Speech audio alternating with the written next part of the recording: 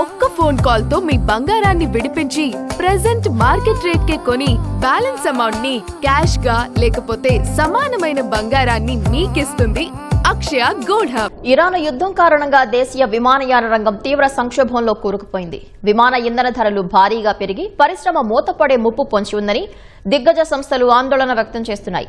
ఏ క్షణమైనా విమాన కార్యకలాపాలు నిలిచిపోయే పరిస్థితి ఉందని ప్రభుత్వం తక్షణమే ఆదుకోవాలని air India, IndiGo, spice jet సంస్థలు కోరుతున్నాయి.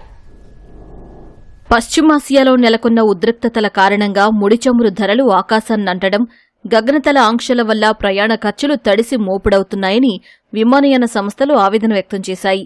ఫెడరేషన్ ఆఫ్ ఇండియన్ ఎయిర్లైన్స్ కింద ఉన్న air India, IndiGo, spice jet సంస్థలు పౌర విమానయాన మంత్రిత్వ శాఖకు ఏప్రిల్ 26న అత్యవసర లేఖ రాశాయి. విమాన నిర్వహణ ఖర్చుల్లో ఏకంగా 40% ఇంధనానికే సరిపోతుందని పేర్కొన్నాయి. ఇంధన ధరల భారం నుంచి బయటపడేందుకు కేంద్రం ముందు పలు కీలక డిమాండ్లుంచాయి. గతంలో అమలు చేసిన క్రాక్ బ్యాండ్ విధానాన్ని దేశీయ, అంతర్జాతీయ కార్యకలాపాలకు ఒకేలా వర్తింపజేయాలని కోరాయి. గత నెలలో కేంద్ర ప్రభుత్వం దేశీయ విమానాల సర్వీసులపై ఇంధన ధర పెంపును లీటరుకు 15 రూపాయలకే పరిమితం చేయగా అంతర్జాతీయ విమానాలకు మాత్రం ఏకంగా 73 రూపాయలు పెంచింది. ఈ వ్యత్యాసం వల్ల ఏప్రిల్ నెలలో ఏవియేషన్ సెక్టార్ భారీ నష్టాలను మూటగట్టుకుందని, విమాన కార్యకలాపాలు నిలిపివేయాల్సిన పరిస్థితి వస్తోందని ఎయిర్లైన్స్ హెచ్చరించాయి.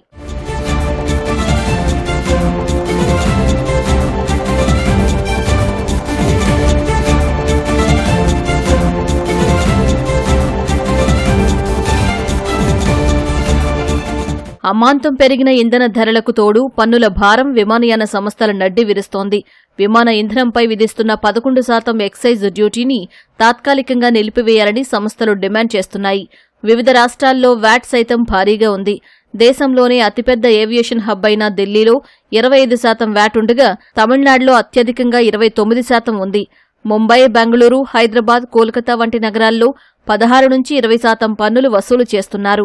దేశంలోని 50%కి పైగా విమానాల ఆపరేషన్స్ ఈ 6 నగరాల నుంచే సాగుతూ ఉండడంతో ఆ భారమంతా విమానయాన సంస్థలపైనే పడుతోంది. ఇంధన ధరలు, పన్నుల భారం కారణంగా పరిశ్రమ పూర్తిగా ఆగిపోయే దశకు చేరుకుందని విమానయాన సంస్థలు ఆవేదన వ్యక్తం చేస్తున్నాయి.